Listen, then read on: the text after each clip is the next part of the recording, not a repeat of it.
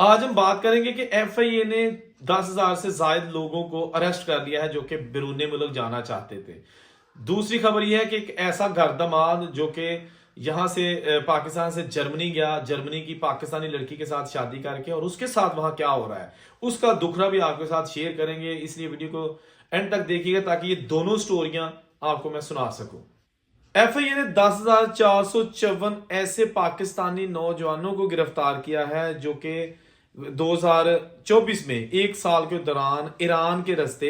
Europe जाना चाहते थे, और इनको गिरफ्तार किया गया है ईरान से। और अब ये पाकिस्तानी फोर्सेस के हवाले, वहां से फिर इनको तफ्तीश के बाद कुछ को रिहा कर दिया गया है और कुछ ताहाल अंडर अरेस्ट है। इसके साथ साथ अगर हम बात करें कि 2020 से 2024 तक कितने अफराद को ईरान जाते हुए पकड़ा गया है या ईरान के अंदर वो पहुंच गए और इलीगल तरीके से वो वहां रह रहे थे और उनको पकड़ा गया, उनकी तादाद तकरीबन 60,000 से ज्यादा है। तो ये बहुत ज्यादा फिगर्स हैं, क्योंकि बहुत सारे ऐसे लोग हैं जो आजकल यूरोप जाना चाहते हैं। किसी हाल में भी वो यूरोप जाना चाहते हैं। अगर आप उनसे कहें कि हमें 1 करोड़ दे दो, तो वो आपको जमीन घर बेच के, बल्कि गिरवी चीजें घर गिरा के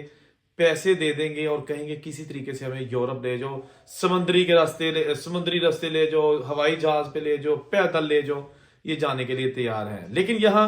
ये बात काबिल जिक्र है कि हालिया जो किश्ती हादसे हुए हैं यूरोप के रास्ते में, यानी कि जो लीबिया से यूनान जा रही थी 3 किश्तियां, उनमें जो पाकिस्तानी 50 से ज्यादा ऐसे पाकिस्तानी हैं जिनकी हलाकत की इतलात आ रही है। उनमें से 7 अफराद की तो डेड बॉडीज मिल गई, लेकिन बाकी अभी नहीं मिल सकी, और वो अभी भी समंदर की लहरों के अंदर बेचारे शायद उनकी बॉडीज की साल में होंगी। अल्लाह ताला उनकी भी मगफिरत फरमाए। यहाँ एक चीज मैं आपको बता दूं कि मैं पिछले दिनों एक ऐसा नौजवान जिसके चचा से बात कर रहा था, वो नौजवान भी जो है ना इस किश्ती हादसे में लकमा अजल बन चुका है। उसके चचा ने कहा था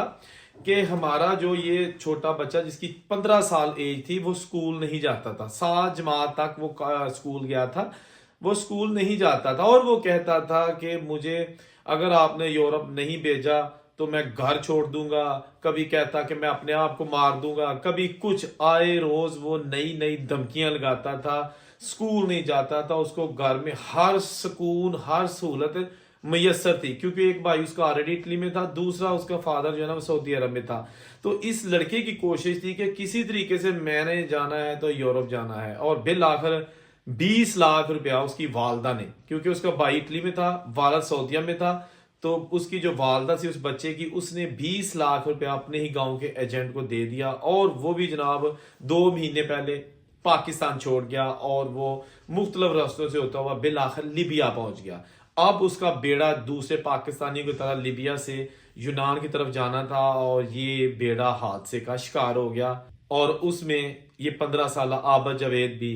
लुकमा अजल बन गया, और अभी तक उसकी बॉडी लवाहकीन को नहीं मिल सकी। दोस्तों, बहुत सारे ऐसे लोग मुझे France, Italy, Germany, Belgium, Europe में मिले हैं, मैं पर्सनली उनसे मिला हूं, और उन्होंने बहुत ही दर्दनाक कहानियां सुनाई हैं। तो दोस्तों, ये जो गैर कानूनी तौर पर यूरोप जाने का एक सिलसिला है, खुदारा, ये बड़ा खतरनाक रास्ता है। मैं यूरोप में जब मुख्तलिफ लोगों से मिलता हूं तो हर बंदा यही कहता है कि खुदारा ढंकी लगा के मत आए। अगर नहीं आपके पास वीजे के लिए पैसे या वीजा नहीं लग सकता तो पाकिस्तान में कोई कारोबार कर ले, कम से कम अपनी फैमिली में तो है, बाहर आने से जो है ना वो ग्रेज करें, खास तौर पर जो इलीगल तरीके से आते हैं। यहाँ पर कोई फ्यूचर आजकल नहीं है, ना तो किसी का असाइलम पास हो रहा है, ना ही किसी के जो है ना वो शादी से पेपर्स बन रहे हैं, लेकिन ये सिलसिला ताहाल रुका नहीं है। दूसरी बात, जो अभी मुझे एक पाकिस्तानी नौजवान जो कि जर्मनी में रहता है, उसने मुझे ईमेल की और कहा कि भाईजान आपने अक्सर लड़कियों की वीडियोस अपलोड की हैं कि जी यहाँ से पाकिस्तानी फैमिली की कोई लड़की जो है ना वो यूरोप चली गई या UK, USA, ऑस्ट्रेलिया वगैरह चली गई शादी करके, यानी कि फैमिली ऑलरेडी सेटल थी बाहर, वो पाकिस्तान आए किसी आम से घर की, यानी कि छोटे मामूली घर, जिसको आप ये नहीं कह सकते कि बड़े अमीर लोग थे, गरीब घराने की लड़की ब्याह कर ले गए, और घर वाले बड़े खुश कि हमारी बेटी जो है ना बाहर चली गई है, और हो सकता है उस पर फिर बहुत ज्यादा तशद्दुद भी हो, जुल्म भी हो, जैसा कि अक्सर मैं अपनी वीडियोस में बताता हूँ। तो इस नौजवान ने कहा कि आप मेरी स्टोरी क्यों शाया नहीं करना चाहते। मैंने कहा भाई आप मुझे बताओगे तो मैं आपकी स्टोरी शाया करूंगा। फिर मैंने पूरी इन्वेस्टिगेशन करके उस नौजवान से जब बात की تو اس نے بتایا کہ مجھے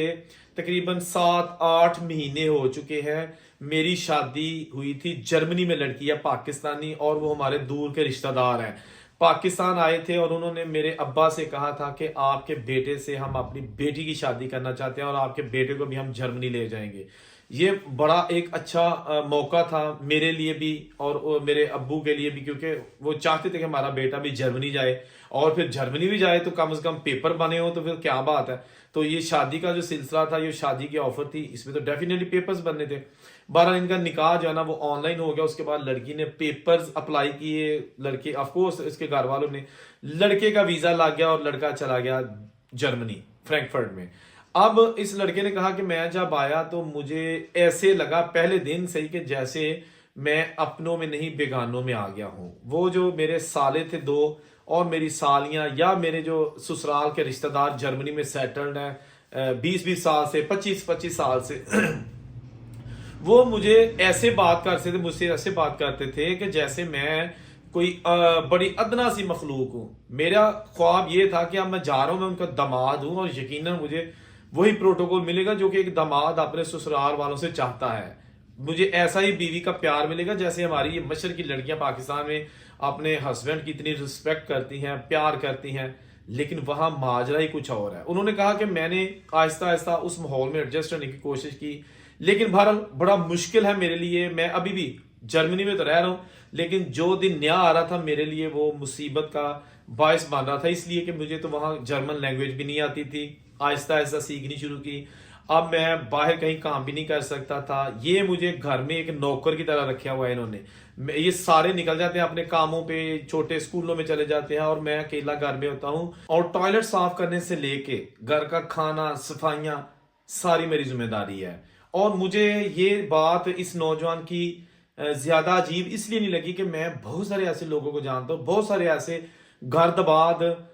نوجوانوں کو جانتا ہوں جو یہاں سے بڑے شوق کے ساتھ باہر کی لڑکیوں کے ساتھ شادی کر کے جاتے ہیں، اور وہاں جا کے جو ان کا حال ہوتا ہے وہ وہی جانتے ہیں یا ان کا خدا جانتا ہے۔ ایک عرصہ لگ جاتا ہے ان کو اپنے پاؤں پہ کھڑے ہوتے ہوئے، لیکن اس سے پہلے ہی جو ہے نا ہو سکتا ہے ان کی سیپریشن بھی ہو جائے، طلاق تک بھی نوبت آ جاتی ہے، کیونکہ بہت سارے ایسے لوگ ہیں جو وہاں کا یہ ماحول برداشت نہیں کر سکتے۔ ان کے خواب یہ ہوتا ہے کہ ہم تو وہاں جا رہے ہیں جناب، یورپ، پاسپورٹ، عیاشی، موجاں،